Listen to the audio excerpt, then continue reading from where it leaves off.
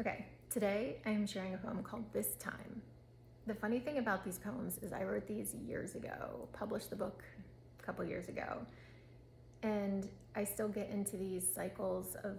times where I feel like hopeless or not worth it or like whatever, and they're always relevant. And so it's interesting to go back and read these and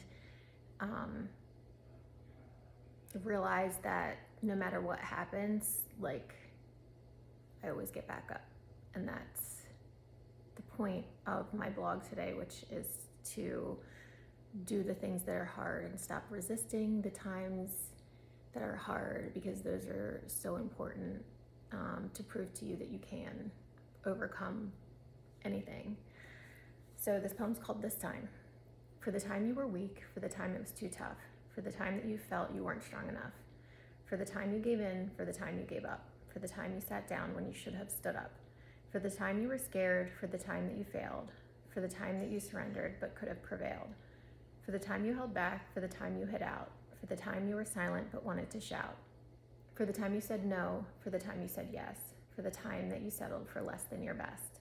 Do it because you didn't, do it because you wouldn't, do it for the time you told yourself you couldn't. For the time you were brave, for the time that you tried, for the time you came back to reclaim your pride,